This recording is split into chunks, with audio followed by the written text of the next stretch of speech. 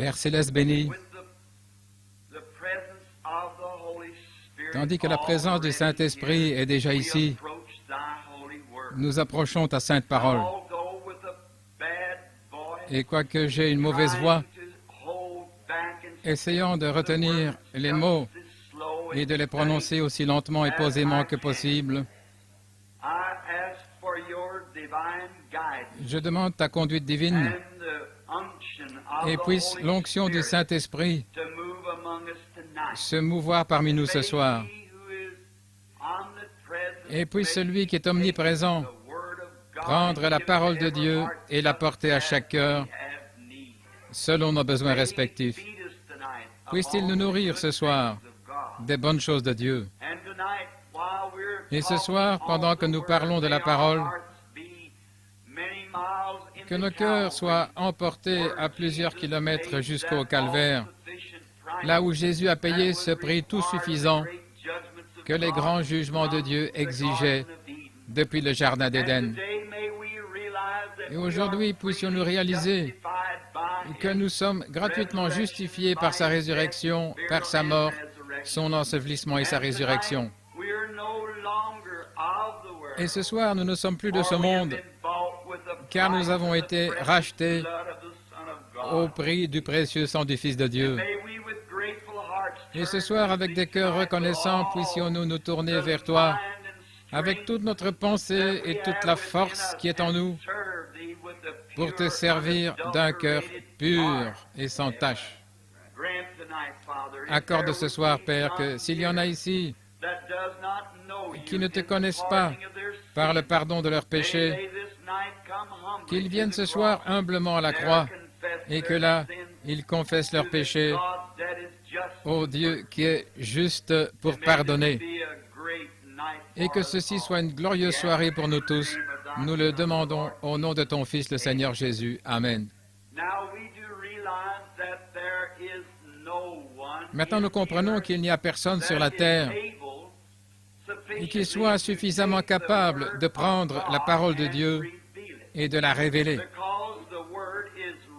Car la parole a été écrite par inspiration. Le Saint-Esprit est l'auteur de la parole. Et au ciel, quand on a cherché quelqu'un pour prendre le livre et en rompre les sceaux, il n'a été trouvé personne au ciel, ni sur la terre, ni sous la terre, qui fut digne de rompre les sceaux, ni même de regarder le livre.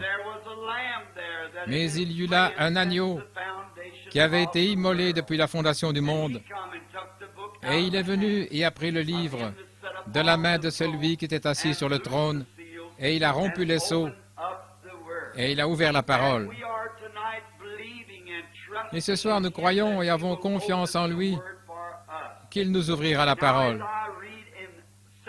Et maintenant, pendant que je lis dans Actes au chapitre 2, comme je l'avais annoncé la première soirée, il s'agissait de la seconde venue du Seigneur Jésus. C'était mercredi. Jeudi soir, il s'agissait du sacrifice tout suffisant. Vendredi soir, il s'agissait de l'expiation toute suffisante, la perfection. Avez-vous saisi la chose hier soir? La perfection, comment nous pouvons être absolument irrépréhensibles et parfaits aux yeux de Dieu. Et demain, il s'agira de la résurrection. Ce soir, c'est la mise au tombeau, et demain, la résurrection, juste tel que les jours se suivent. Eh bien, ce soir, comme passage des Écritures, j'ai choisi le livre des Actes, chapitre 2, et les versets 25, 26 et 27 inclus. Et il est écrit ceci, c'est Pierre qui parle, car David dit de lui, « Je voyais constamment le Seigneur devant moi, parce qu'il est à ma droite, afin que je ne sois point ébranlé. Aussi mon cœur est dans la joie, et ma langue dans l'allégresse, et même ma chair reposera avec espérance, car tu n'abandonneras pas mon âme dans le séjour des morts, et tu ne permettras pas que ton sein voie la corruption. Quel beau texte pour ce soir, pour avoir le contexte de Jésus-Christ dans la tombe. Premièrement, nous aimerions attirer votre attention sur l'infaillibilité de la parole de Dieu. Dieu tient sa parole à la lettre. Et ce soir, nous voulons fixer nos pensées là-dessus, sur le fait que Dieu tient sa parole. Nous pouvons tenir pour certain que tout ce que Dieu a dit dans sa parole est la vérité. Et la foi ne repose pas sur le sable mouvant des conceptions humaines ou de la théologie de l'homme, mais elle trouve son lieu de repos définitif sur le rocher immuable de la parole éternelle de Dieu, la parole. Quand Dieu a dit une chose, cela demeure éternellement la vérité. Il ne peut jamais retirer cela et dire « Je ne voulais pas dire cela ». Moi, je peux déclarer des choses, et vous pouvez aussi déclarer des choses. Et ensuite, nous sommes enclins à devoir retirer cela, parce que nous l'avons dit au mieux de notre connaissance et au mieux de nos capacités. Mais Dieu est si différent de nous. Il est infini. Par conséquent, il ne dit pas une chose à moins que ce soit absolument parfait. Il ne doit jamais retirer cela. Il ne doit jamais s'excuser pour ce qu'il a dit. Cela demeure toujours la vérité. Même pour Jésus, en ces grands jours que nous célébrons, quand Dieu a effectivement immolé son Fils pour les péchés du monde, c'était peut-être des milliers d'années avant même que les fondations ne soient posées. Dieu a prononcé la parole et c'est une œuvre achevée au ciel quand Dieu la prononce. C'est déjà terminé. Oh, si seulement nous pouvions saisir ce que cela signifie, nous serions des gens bien différents. De voir dans ces livres les jugements qui y sont mentionnés pour ceux qui désobéissent, cela amènerait un homme à s'examiner heure après heure. Et cela ferait que les justes se réjouissent heure après heure en lisant les bénédictions que Dieu a promises aux fidèles. Et nous pouvons être assurés que chaque parole sera accomplie. Ancrons-y simplement notre âme.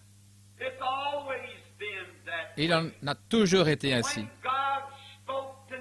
Quand Dieu parla à Noé, autrefois dans le monde d'avant le déluge,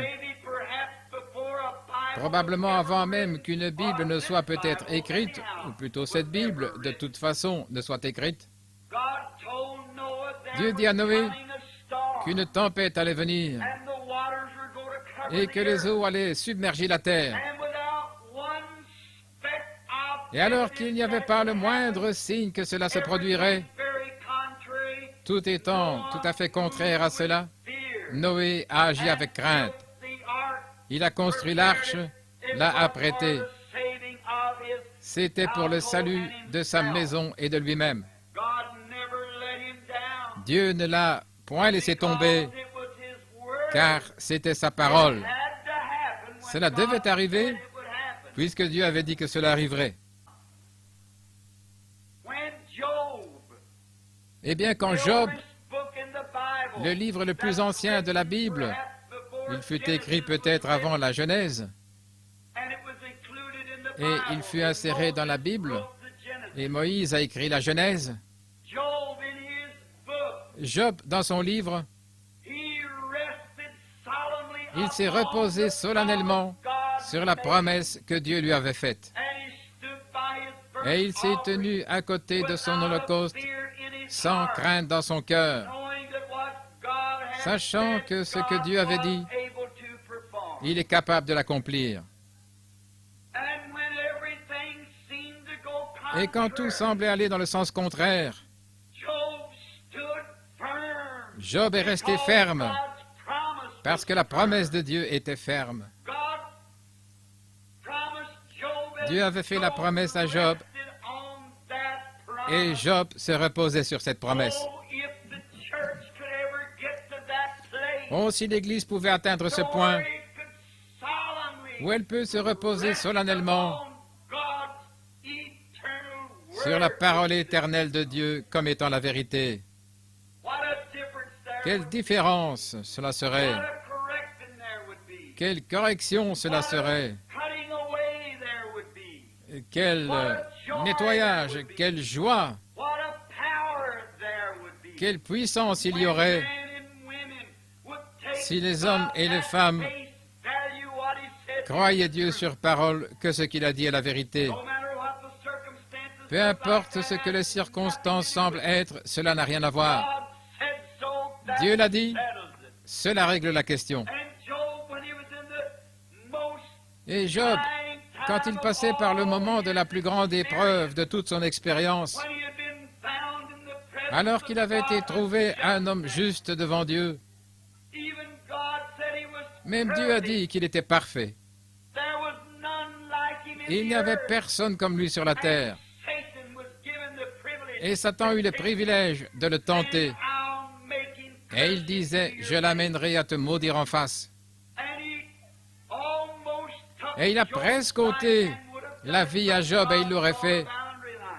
Mais Dieu avait tracé une limite, disant, tu peux lui faire tout ce que tu veux, sauf lui ôter la vie.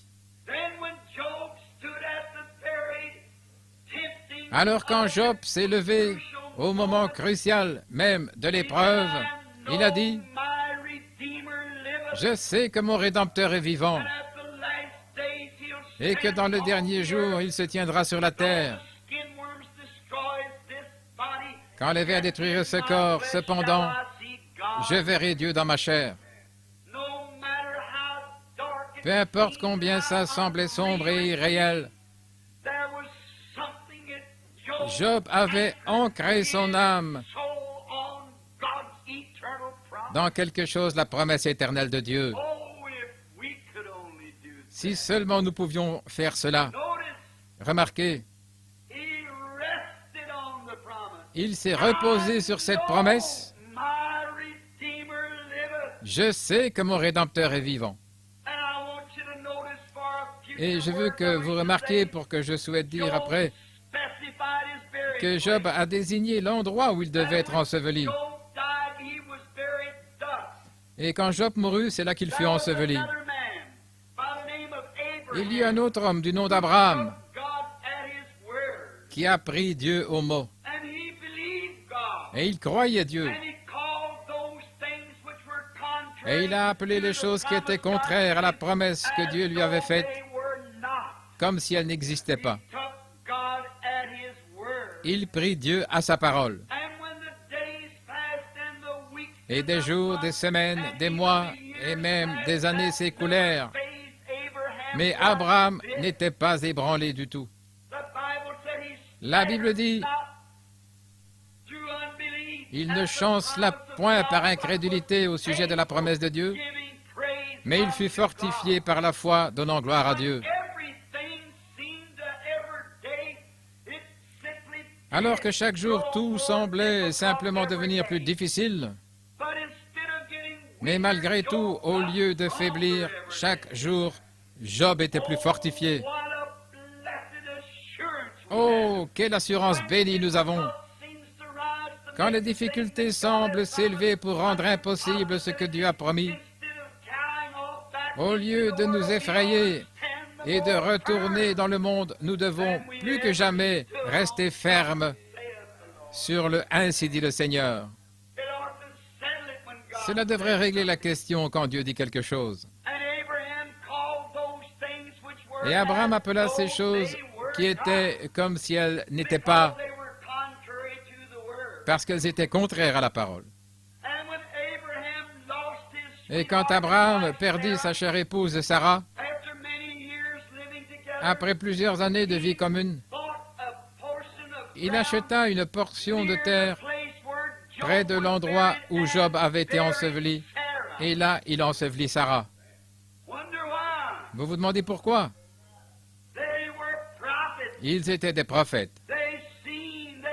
Ils avaient déjà vu la chose. Ils étaient entrés en contact avec Dieu. Et alors, quand Abraham mourut, il fut enseveli à côté de Sarah. Or, il ne voulut pas que ces gens-là lui donnent gratuitement cette portion de terre. Il l'acheta devant des témoins.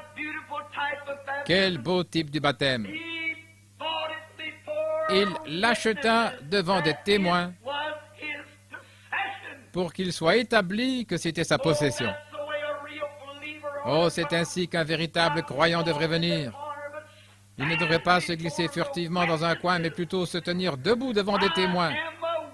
Je suis un témoin du Seigneur Jésus et du Saint-Esprit et de ses grandes œuvres, d'autant plus que nous voyons ce jour mauvais approcher. Et ensuite, quand le fils d'Abraham, Isaac, la promesse devait lui être donnée, et quand Isaac mourut, il fut enseveli à côté d'Abraham. Et Isaac engendra Jacob. Et quand Jacob mourut très loin en Égypte, mais remarquez, avant sa mort, il avait dit à son fils Joseph, qui était prophète, « Viens ici, mon fils, et mets ta main sur ma hanche estropiée. » En effet, souvenez-vous qu'il était estropié après que l'ange du Seigneur l'eut frappé à la hanche. Et depuis ce jour-là, il boitait. Il dit, « Place ta main sur ma hanche et jure-moi, par le Dieu de nos pères, que tu ne m'enseveliras pas ici en Égypte. » Pourquoi? Oh, ils avaient la parole. Ils avaient la révélation.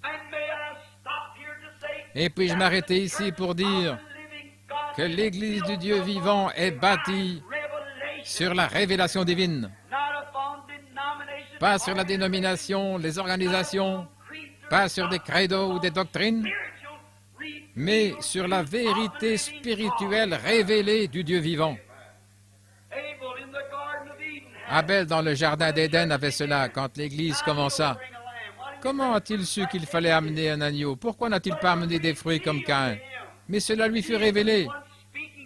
Une fois que Jésus parlait, il a dit, « Qui dit-on que je suis, moi, le Fils de l'homme? » Certains disent que tu es Moïse, Élie, et ainsi de suite. Et il dit, « Mais vous, qui dites-vous que je suis? » Vous voyez, cela ne repose pas sur ce que quelqu'un d'autre pense, mais c'est sur ce que vous savez être la vérité. Que dites-vous? Cette question serait posée à chacun d'entre nous en face ce soir. Que dites-vous? Et Pierre, sans hésitation, a aussitôt pris la parole et il a dit, « Tu es le Christ, le Fils du Dieu vivant. » Comme Jésus connaissait les secrets de tous les cœurs, car il n'était personne d'autre que Jéhovah manifesté dans la chair, il a dit, « Tu es heureux, Simon, fils de Jonas, car ce ne sont pas la chair et le sang qui t'ont révélé cela, mais c'est mon Père qui est dans les cieux. Et sur ce roc, je bâtirai mon Église, et les portes du séjour des morts ne prévaudront point contre elle. » Et nous, tels que nous sommes venus, nous les luthériens, nous voulons marcher par la foi, nous les méthodistes, nous voulons crier pour avoir cela. Vous les pentecôtistes, vous voulez parler en langue pour l'avoir. mais c'est à 10 millions de kilomètres de la chose. C'est une révélation divine du Seigneur Jésus-Christ, la personne de son être rendue manifeste dans le cœur. Sur ce roc, je bâtirai mon Église, et les portes du séjour des morts ne prévaudront point contre elle. Cela va parfaitement avec Matthieu 24, 5, 24, ou plutôt Saint Jean 5, 24. Celui qui entend mes paroles et qui croit en celui qui m'a envoyé a la vie éternelle. Il ne viendra point en jugement, mais il est passé de la mort à la vie. Ce n'est pas parce que vous avez eu un quelconque mouvement, une émotion, mais parce que vous avez eu le privilège de recevoir du ciel la révélation de Christ. Sur ce roc, je bâtirai mon Église. Et alors, quand Jacob mourut, son fils a fait apprêter son corps, et ce corps fut enseveli avec Abraham, Isaac, Sarah et Job dans la Terre Sainte, en Palestine.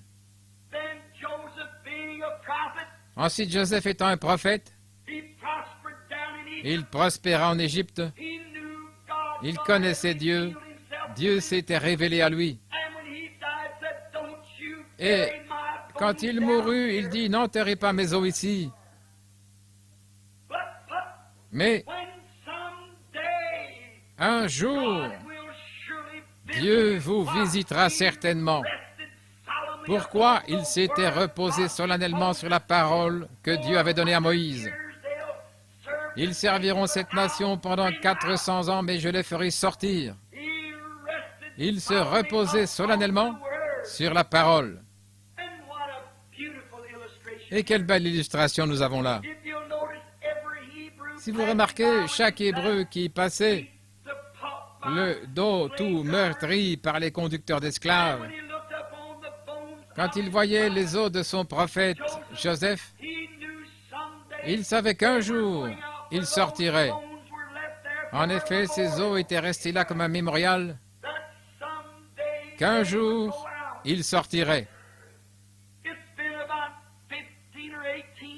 Il y a environ 15 ou 18 ans, quand Billy Paul, un petit garçon d'environ 5 ans, à cet âge-là, un matin de Pâques, nous avions une petite fleur que nous amenions à la tombe de sa mère à l'aube.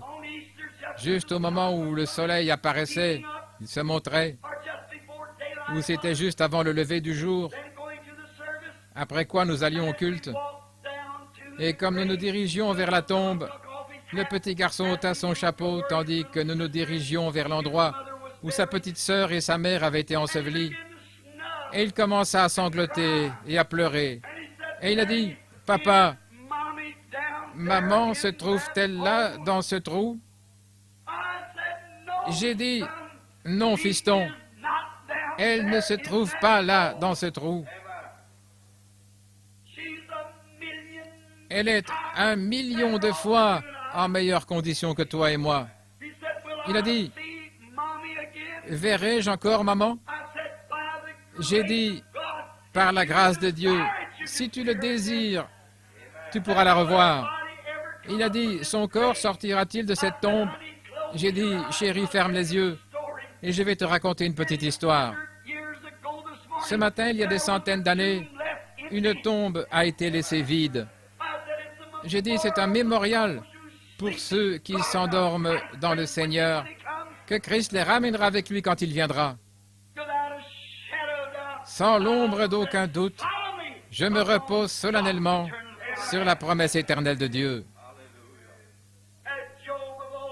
Comme Job d'autrefois, quand nous entendons dire « Tu es poussière et tu retourneras à la poussière », cela me rappelle Longfellow qui a dit « Ne me dites pas de tristes termes que la vie n'est qu'un rêve vide et que l'âme qui dort est morte et que les choses ne sont pas ce qu'elles semblent être. » Il a dit « Si la vie est réelle, la vie est sérieuse Et la tombe n'est pas ton but, car tu es poussière et tu retournes à la poussière, n'était pas dit au sujet de l'âme.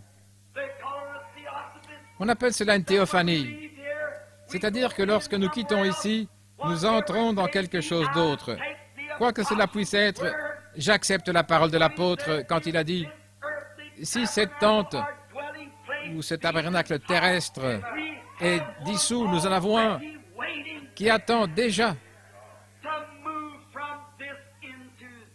pour que nous quittions celle-ci pour y entrer. »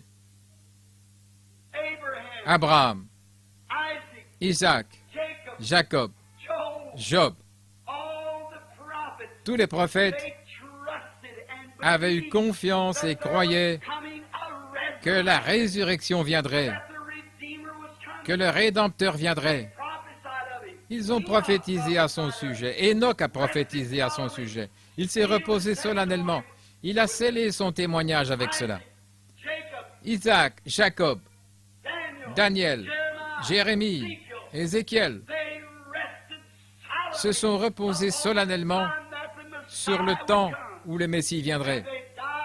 Et ils sont morts, et leurs âmes sont allées au paradis. Ils ne pouvaient pas entrer dans la présence de Dieu, parce que, nous avons vu ça hier soir, le sang des taureaux et des boucs ne pouvait pas pardonner le péché. Cela le couvrait simplement.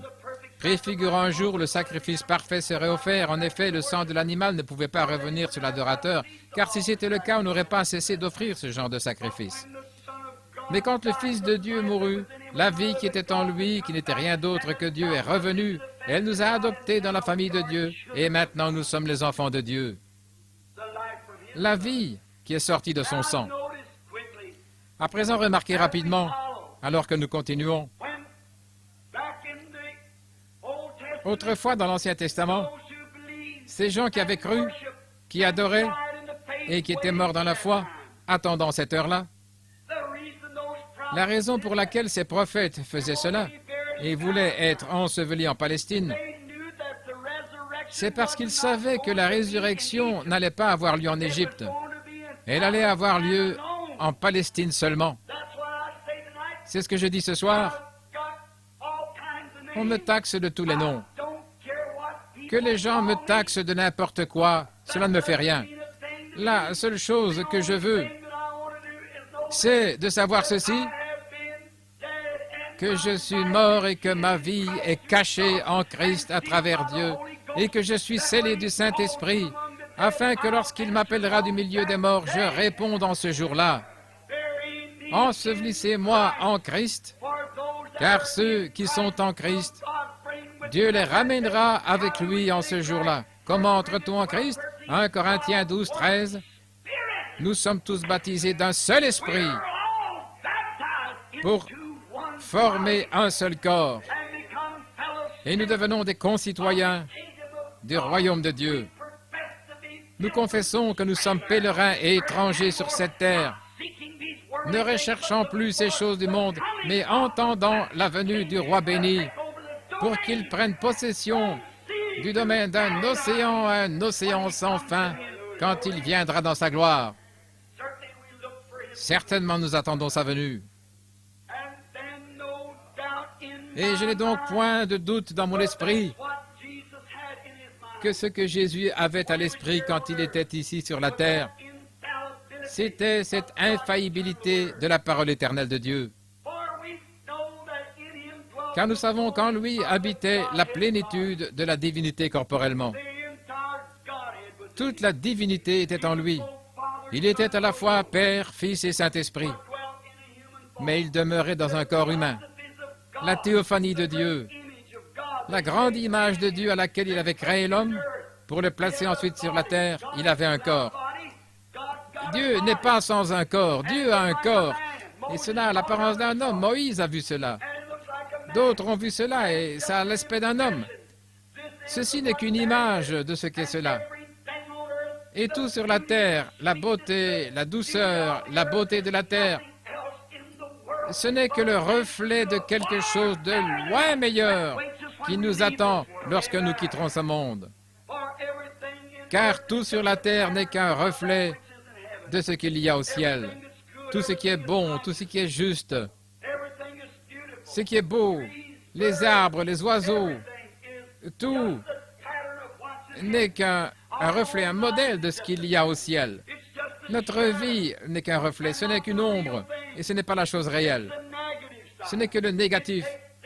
Il faut la mort pour développer la photo, pour nous ramener à la théophanie d'où nous venons. Alors à la résurrection, nous serons à sa ressemblance dans un corps ressuscité.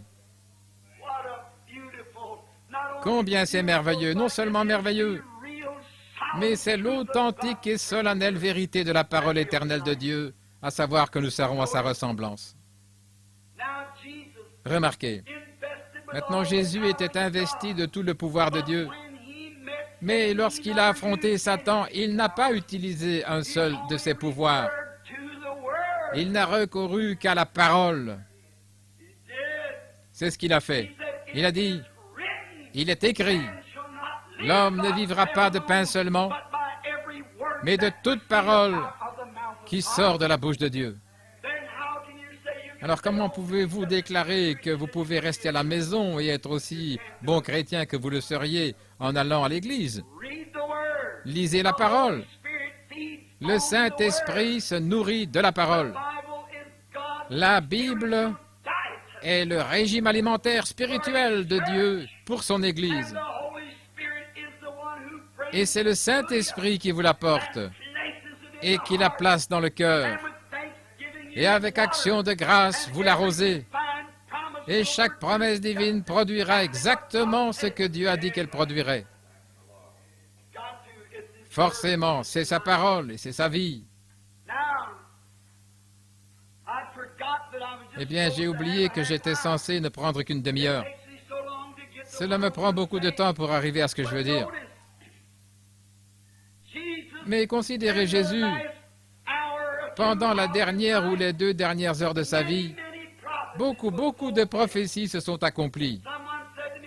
Quelqu'un m'a dit, frère Branham, telle chose doit d'abord arriver et telle autre. J'ai dit, cela pourrait arriver en 1 heure.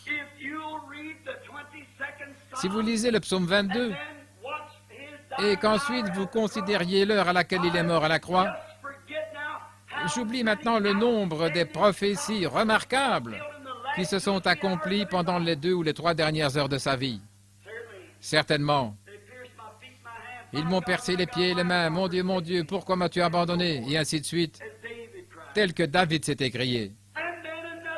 Et puis autre chose, je voudrais que vous remarquiez la véracité, l'infaillibilité de la parole de Dieu. La Bible dit, il garde tous ses os, aucun d'eux n'est brisé. Car dans le type, l'agneau pascal en était le type. L'agneau devait être sans défaut. Aucun de ses os ne devait être brisé. Et au moment où il était mort, ils se sont avancés pour lui briser les jambes à l'aide d'un marteau. Et juste avant, considérez ce moment très crucial.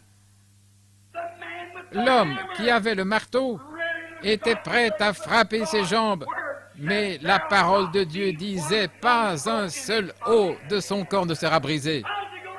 Comment cela pouvait-il se faire? Dépêchons-nous. La parole de Dieu est éternelle.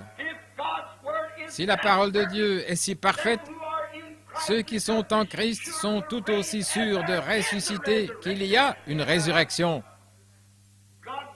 Dieu est tout simplement tenu par sa parole de vous guérir, autant qu'il est tenu de vous sauver, car c'est sa parole qu'il a promis. C'est la parole de Dieu.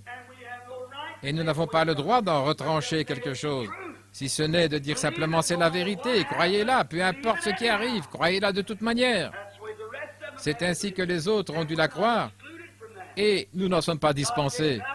Dieu a donné la Palestine à Israël, cependant ils ont dû combattre pour chaque pouce de terrain. La promesse est à vous, mais vous devez vous battre pour chaque pouce que vous réclamez. Le diable veillera à cela, il le fera certainement.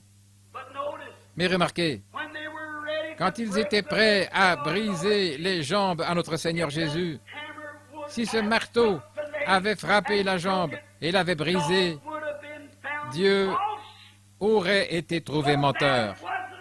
Mais il n'y avait pas assez de démons dans tous les lieux sombres des tourments pour faire que ce marteau frappe ce précieux corps.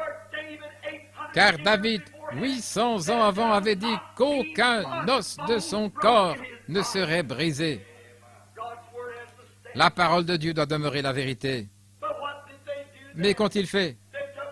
Ils ont pris une lance et l'ont enfoncée dans son côté, et le sang et l'eau sont sortis pour accomplir ce que la Bible avait dit. Ils ont percé mes mains et mon côté. La parole fut accomplie. Alors quand il était mourant, oh, quelle heure terrible! Je pense à ce cantique, et en toute honnêteté, cela me donne des remords quand je pense à ce cantique que le poète a composé il y a bien des années, alors que les rochers se fendaient et que les cieux s'assombrissaient. Mon Sauveur baissa la tête et mourut. Le voile ouvert révéla le chemin vers les joies des cieux et le jour sans fin. Et pendant qu'il était suspendu là, saignant et mourant, quand il baissa la tête, le soleil eut tellement honte de lui-même en regardant les créatures mortelles que Dieu avait faites à son image, et il devait payer un si grand prix pour les racheter. Le soleil refusa de regarder la terre à ce moment-là. La lune fut si embarrassée qu'elle se retira, et les étoiles tournèrent le dos à la terre. Quelle chose horrible doit être le péché, de voir comment Dieu a dû traiter cela. Et de voir ces sacrificateurs qui se moquaient de lui alors que les crachats coulaient sur son visage. Un homme l'a frappé à la tête avec un roseau et lui a dit « Si tu es prophète, dis-nous qui t'a frappé. » L'un d'eux lui a arraché la barbe du visage, il l'a frappé au visage. Et il voulait qu'il prenne sa défense. Il a dit « Si mon royaume était de ce monde, j'invoquerais immédiatement mon Père et il m'enverrait 12 légions d'anges. » Le cours des événements aurait pu changer. Mais comment pouvait-il le faire? Il ne pouvait tout simplement pas faire cela, car c'étaient ses propres enfants qui réclamaient son sang. Pourriez-vous imaginer un papa, un père, et ses propres enfants dans les ténèbres, réclamant le sang de leur propre père? C'est la raison pour laquelle il ne pouvait rien faire d'autre que de mourir. S'il ne l'avait pas fait, ses enfants seraient perdus. Les créatures seraient perdues. Mais il devait mourir pour sauver son peuple. Et quand il est mort, quand il baissa la tête, cette terre eut un frisson dans le dos. Elle a dû avoir une dépression nerveuse, car la Bible dit que toute la terre, de la 6e à la 9e heure, était plongée dans les ténèbres, toute la face de la terre. Et la terre trembla, et les rochers se fendirent, et le voile du temple se déchira de haut en bas. Les bilots pour le sacrifice étaient renversés. Le Fils du Dieu vivant était mort. Il était mort au point que le soleil le reconnut. Il était mort si bien que la lune le reconnut. Il était mort si bien que les étoiles le reconnurent. Il était mort au point que la terre le reconnut. Il était mort si bien que les éléments le reconnurent, que les atmosphères le reconnurent. Tout devait reconnaître que c'était le Fils de Dieu, car la parole de Dieu ne pouvait pas faillir. La promesse de sa venue avait été donnée depuis le Jardin d'Éden. Lui, la semence qui écraserait la tête du serpent. Alors que lui est-il arrivé? Où est-il allé? Après qu'il eut quitté la croix et qu'il eut été mis dans la tombe de Joseph d'Arimathée, il était si pauvre qu'il n'avait pas un endroit où reposer la tête. Il était né dans une crèche, il traînait la mauvaise réputation d'être un enfant illégitime. Sur la terre, on s'est moqué de lui, on a ri de lui. Il a été l'objet de railleries. On s'est moqué de lui et il a été rejeté. Et quand il est mort, il dut mourir de peine capitale au milieu de 2 bandits. Et il n'avait même pas d'endroit où être enseveli. et il fut enseveli dans la tombe de quelqu'un d'autre. Le Dieu même du ciel venant sur la terre. Que pensons-nous être pour pouvoir endurer une petite souffrance? Pensez, mes amis, à ce qu'il a fait pour nous. Méditez là-dessus.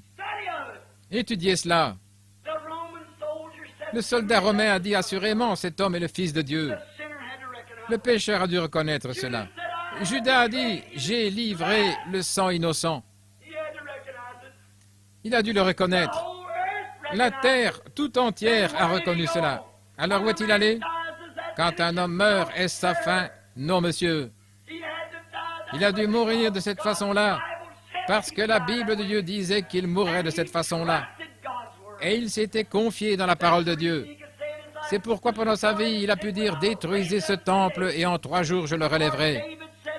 En effet, David a dit dans un passage, toujours dans la Bible, sous l'inspiration, lorsque David, l'homme de Dieu, le prophète qui était loin de la parole, a dit, je ne permettrai pas que mon sein voie la corruption, ni ne livrerai son âme au séjour des morts.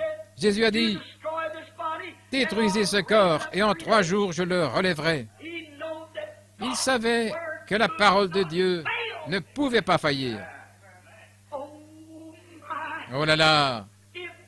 S'il a pu se reposer solennellement sur cela, croyant que la parole de Dieu ne peut pas faillir, combien plus pouvons-nous nous reposer solennellement sur le fait que nous sommes nés de nouveau du Saint-Esprit et qu'il témoigne maintenant même dans notre cœur que nous savons que notre Rédempteur est vivant et qu'il reviendra un jour. Soyez assurés que ceux qui sont en Christ, Dieu les ramènera avec lui. Maintenant, remarquez, il était là, il savait que pas une seule cellule de ce corps-là ne pouvait se corrompre. La corruption s'installe après 72 heures. C'est la raison pour laquelle il n'a pas accompli les 3 jours. Il est mort vendredi après-midi, il est ressuscité dimanche matin. Mais c'était dans l'intervalle de ces 3 jours. C'est dans l'intervalle de ces 3 jours qu'il devait ressusciter, car il s'était confié dans la parole de Dieu. Le voilà partir. Où est-il allé quand il est parti? La Bible dit, il est monté. Il est allé prêcher aux âmes qui étaient en prison, aux âmes qui ne s'étaient pas repenties lors de la patience au jour de Noé. Son âme, son esprit, la théophanie de son propre être est descendue. Suivons-le. Suivons-le quelques minutes. Voyons où il est allé. Juste en dessous des régions des êtres mortels se trouve le domaine de la puissance des démons. En dessous de cela, juste au-dessus de cela, il y a les âmes des injustes. En dessous de cela se trouve le domaine même de Satan, l'enfer. Puis juste au-dessus de nous, il y a le Saint-Esprit. Ensuite, sous l'autel, se trouvent les âmes des justes. Ensuite, c'est Dieu lui-même. L'un va vers le bas, l'autre va vers le haut. Ces 2 esprits sont ici sur la terre, influençant les gens de la terre. Et quand Jésus est mort, il est allé là-bas. Je peux le voir ce vendredi après-midi après sa mort. Il frappe à la porte de la région des perdus. Suivons-le un instant. La porte s'ouvre. Il y avait des femmes, des hommes, des jeunes filles, des personnes âgées, tous ensemble, dans cet endroit hideux appelé la prison des âmes perdues. Si j'avais le temps, j'aurais aimé vous en parler. Et peut-être que ce n'était qu'une vision. Mais une fois, j'ai visité cet endroit-là et j'ai crié miséricorde. J'étais alors un pécheur et je subissais une opération. Quand j'en suis sorti, je me trouvais à l'ouest, mes mains levées vers le ciel et une croix brillait sur moi. Mais là, dans cet endroit lugubre, Jésus s'est avancé jusqu'à la porte. Tout devait témoigner qu'il était le Fils de Dieu. En effet, on leur avait prêché lors de la patience au jour de Noé. Il a frappé à la porte, il a dit, « Je suis celui dont Enoch a parlé. Je suis la semence de la femme qui devait écraser la tête du serpent. Chaque parole de Dieu s'est accomplie. Je viens de mourir là-bas au calvaire et j'ai racheté mon Église. Et celui dont Enoch a parlé, c'est moi.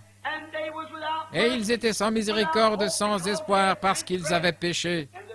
et la porte leur fut fermée au nez. Il descend jusque dans les régions des démons, jusqu'aux portes même de l'enfer. Il frappe à la porte. Ceci se passe pendant qu'il est dans la tombe, son corps, attendant la résurrection.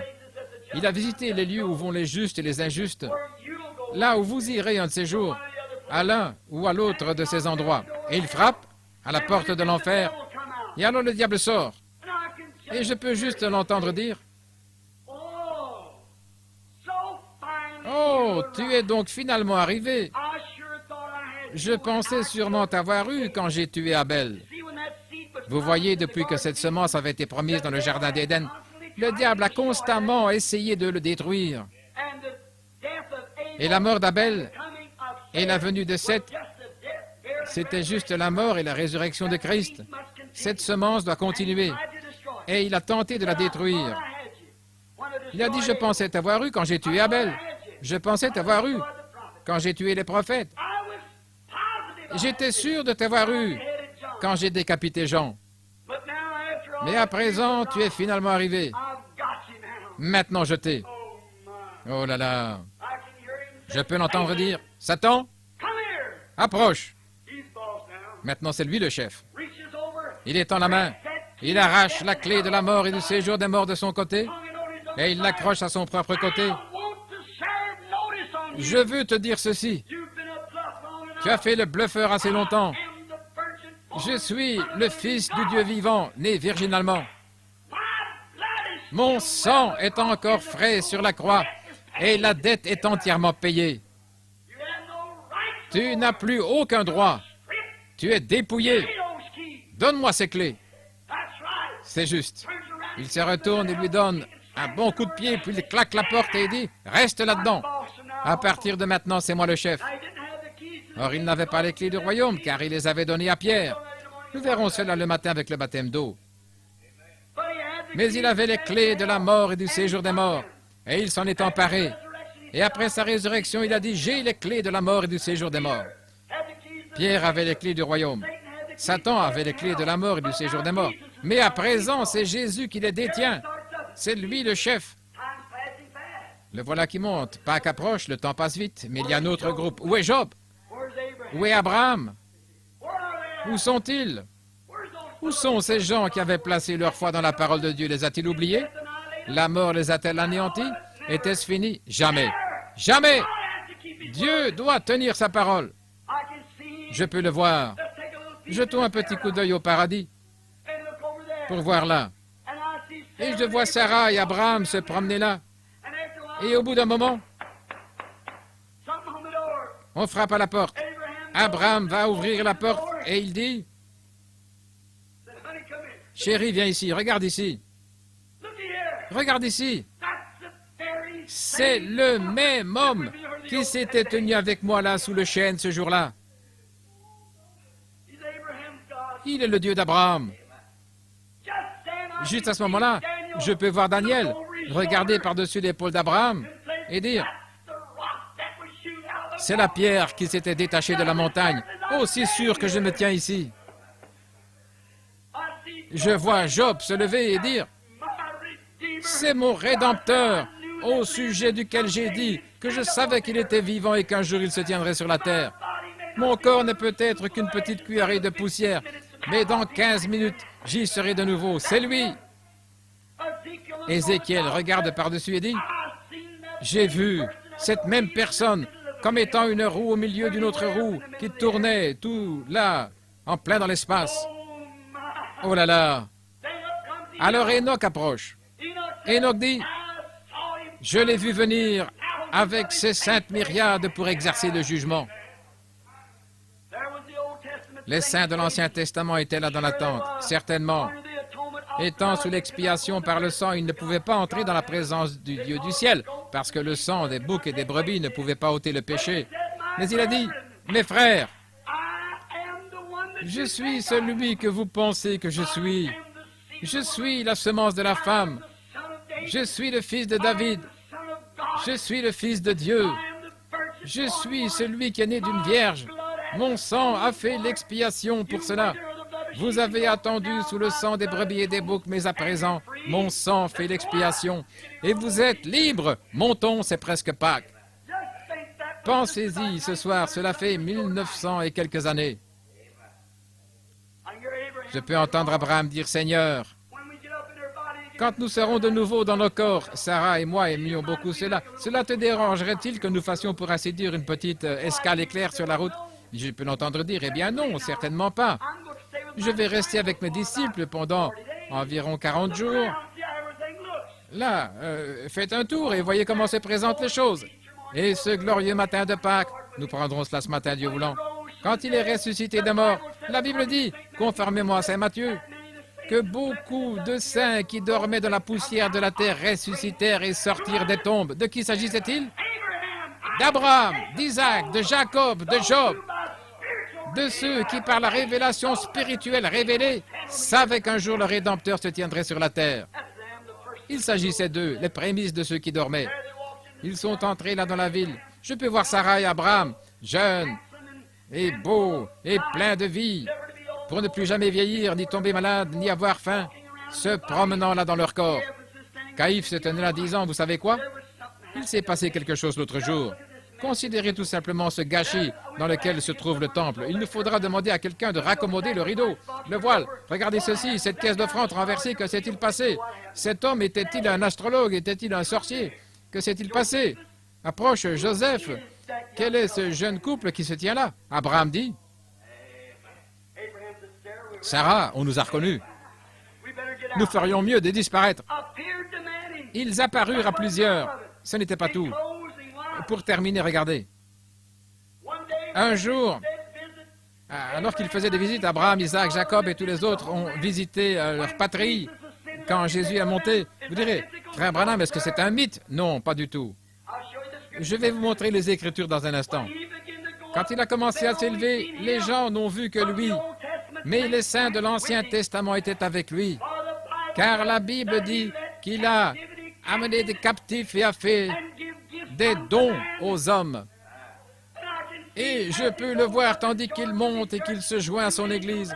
Deux anges de l'orchestre qui jouaient la musique sont revenus là et ont dit, « Vous, hommes de Galilée, pourquoi vous arrêtez-vous à regarder au ciel? En effet, ce même Jésus qui a été enlevé au ciel reviendra, certainement. » Ils se sont empressés de rejoindre la procession. Et Jésus et les saints de l'Ancien Testament ont traversé les cieux. Ils ont dépassé la lune, ils ont dépassé le soleil, ils ont dépassé les étoiles. Et quand ils furent en vue de ces grands et beaux cieux blancs, les saints de l'Ancien Testament s'écrièrent en citant l'Écriture, « Élevez-vous, portails éternels! Élevez-vous! Élevez-vous, portes éternelles! Élevez-vous, portes éternelles! Que le roi de gloire fasse son entrée! » Tous les anges se rassemblèrent sur les rampes du ciel et dirent, « Qui est ce roi de gloire? » Les saints de l'Ancien Testament dirent, « L'Éternel des armées, puissant dans la bataille. » Il a été le conquérant. L'ange appuya sur le gros bouton et les portes de perles s'ouvrirent. Le grand et puissant conquérant est entré juste dans la ville de Jérusalem, ramenant les saints de l'Ancien Testament. Les orchestres des anges jouaient, tandis que les anges criaient. Il était le puissant conquérant. Il avait les clés de la mort et du séjour des morts suspendues à son côté. Il traversa le palais de gloire jusqu'au trône, et il dit, « Père, les voici. Ils avaient cru ta parole avec foi que je viendrai un jour. J'ai conquis la mort et le séjour des morts. » Qu'était-ce, frère? Il avait des cicatrices à la main pour montrer qu'il avait combattu. Gloire à Dieu au plus haut des cieux. Il est le puissant conquérant. Les voici, Père, Abraham, Isaac et Jacob. Je peux l'entendre dire, « Mon fils, monte ici à mes côtés et assieds-toi jusqu'à ce que je fasse de tous tes ennemis ton marchepied. Frère, un jour, il reviendra. Et quel jour ce sera? Il n'est pas resté inactif quand il était dans la tombe. Nous pensons qu'il était juste étendu là mort, mais il était dans les lieux bas, toujours en train de conquérir. Il est descendu et il a arraché à Satan les clés. Il détient les clés de la mort et du séjour des morts ce soir. Il a dit, puisque je vis, vous vivrez aussi. Je me demande ce soir, mon cher frère, ma chère sœur, si vous y avez sincèrement réfléchi, réalisez-vous que vous ne vivez que parce que lui vit. Avez-vous suffisamment apprécié cela pour vous abandonner et dire, oh Dieu, me voici un pécheur, sois miséricordieux envers moi? Avez-vous déjà accepté ce sacrifice tout suffisant? Lui avez-vous déjà dit que vous l'aimez? Cela vous donne-t-il des remords quand vous faites le mal? Si vous n'êtes jamais parvenu à cette expérience, maintenant, dans cet ensevelissement, alors que notre temps s'écoule et je me sens tout simplement bien. Cependant, voudriez-vous, si vous n'avez pas encore reçu Christ comme votre sauveur personnel, voudriez-vous le faire alors que nous baissons la tête dans un mot de prière? Si vous voulez jouer ceci alors que les rochers se fondaient, s'il vous plaît, sœur Gertie. Très bien. Avec la tête inclinée, je vais vous poser une question très sincère. Souvenez-vous, les amis, pécheurs ou saints, vous ne cessez pas d'exister après votre ensevelissement. Votre âme est quelque part. Eh bien, selon les Écritures, Jésus a visité les deux endroits. Où vous trouverait-il si vous mourrez ce soir? La porte de la miséricorde vous sera-t-elle fermée au nez à cause de votre rejet? Souvenez-vous, non seulement il est le sauveur, il est aussi le juge. Maintenant, c'est vous le juge. Comment le jugez-vous? Laissez-le être votre sauveur maintenant. Une petite histoire me vient à l'esprit. Il y a quelque temps, un petit garçon était assis dans une charrette. Un coup de feu a retenti dans la rue et les chevaux se sont emballés et ils se dirigeaient vers une falaise. Un jeune cow-boy a couru et a arrêté les chevaux juste avant que la charrette ne tombe du haut de la falaise. Car il y avait un enfant à bord, il a sauvé la vie du petit. Plusieurs années après, ce même garçon se tenait devant le tribunal.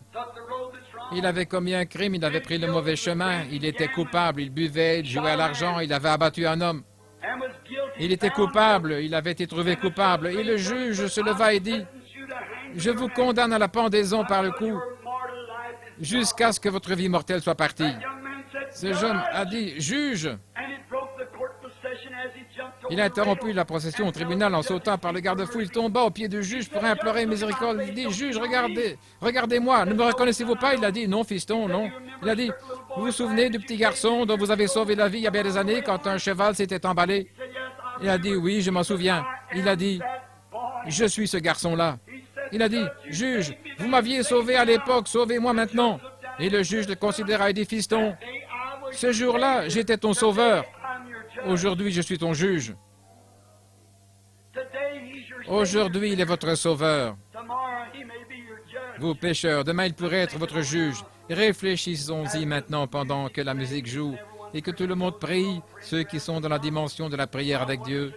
Maintenant, rapidement, voudriez-vous ce soir, vous qui voulez accepter Christ comme votre sauveur personnel, en disant, « Oh Dieu, sois miséricordieux envers moi, pécheur. Je désire venir par le sang versé. J'en ai assez de me joindre à des églises, de courir de lieu en lieu.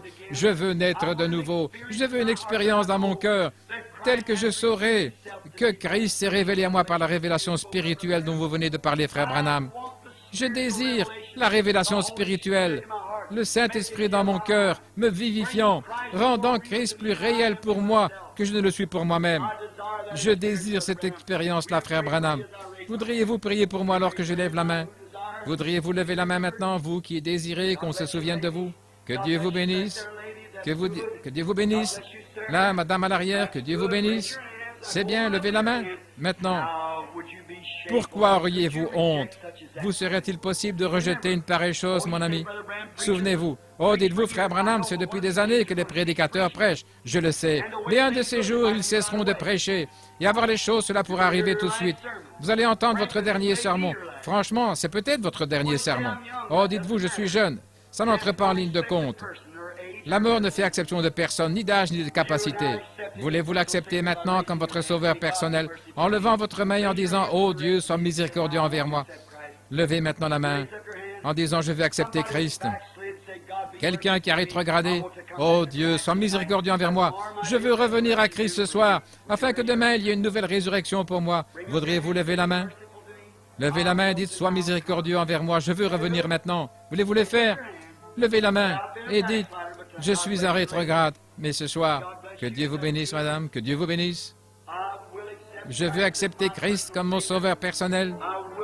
Je veux l'accepter ce soir. J'ai erré beaucoup d'années loin de Dieu, mais maintenant je rentre à la maison. Voudriez-vous l'accepter ce soir, afin que ce soit une nouvelle résurrection pour vous et que votre vieille vie prenne fin? Cette dame vient juste à l'autel faire sa confession pour prendre position. Quelqu'un d'autre voudrait-il prendre place ici? Venez ici faire votre confession. Voudriez-vous vous lever et venir aussi à l'autel? L'autel est ouvert, certainement. Venez directement sans tarder. Si vous voulez vous tenir ici, eh bien c'est en ordre. Voudriez-vous venir? Sur base de la confession de votre foi, sur base de votre foi dans le Fils de Dieu, voudriez-vous venir maintenant? Très bien. Cela dépend de vous. Cela dépend de vous. N'oubliez pas, il s'agit de vous. Êtes-vous un pécheur? Êtes-vous rétrograde? Êtes-vous froid, éloigné de Christ? Voulez-vous ressusciter maintenant, nouveauté de vie avec lui, pour commencer une nouvelle vie? Qu'en est-il de vous, mari et femme, qui êtes en désaccord depuis longtemps, vous disputant chez vous? Ne voudriez-vous pas venir et arranger cette chose avec Dieu et l'un avec l'autre maintenant? Faites de Pâques une vraie Pâques pour vous. Commencez un nouveau foyer. Qu'en est-il de vous qui n'avez jamais prié dans votre foyer et qui rentrez simplement chez vous après l'église et qui essayez de vivre de votre mieux? Vous qui n'avez jamais réuni votre famille pour prier. C'est pour cette raison que nous avons de la délinquance juvénile comme ça. C'est la raison pour laquelle les foyers sont brisés. Ne voulez-vous pas venir et recommencer? Souvenez-vous, je suis votre prédicateur. Je serai ce jour-là un témoin.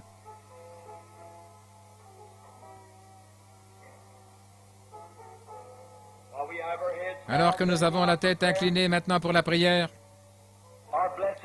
notre Père céleste béni, ce soir nous t'apportons cet auditoire avec la solennité la plus sacrée dont nous sommes capables. Nous nous approchons humblement de ton trône. Et après le message de ce soir, cette mise au tombeau, il ne reposait pas là silencieux. Son âme est allée dans ces régions et a achevé l'œuvre de Dieu qui lui avait été ordonnée d'accomplir. Et demain matin, nous verrons où il est allé, dans les lieux élevés, ayant tout conquis par sa résurrection. Mais il est sorti le matin de Pâques pour notre justification. Et nous voyons qu'il a renvoyé le Saint-Esprit pour convaincre les hommes de péché. Et nous prions ce soir, Seigneur, de te souvenir de ceux qui ont levé la main, que ce soir leur décision vienne de leur cœur, décision selon laquelle ils t'ont reçu et croient en toi. Et puisse-t-il être scellé ce soir du sceau de la promesse, le Saint-Esprit. Accorde-le, Père, car nous te les confions avec le message de ce soir. Qu'il bénisse ceux qui l'ont entendu, ceux, Seigneur, qui l'amèneront avec eux chez eux et qui vont l'ancrer profondément dans leur cœur. Qu'ils vivent de la parole de Dieu. Accorde-le, Père, car nous le demandons au nom de Christ. Amen.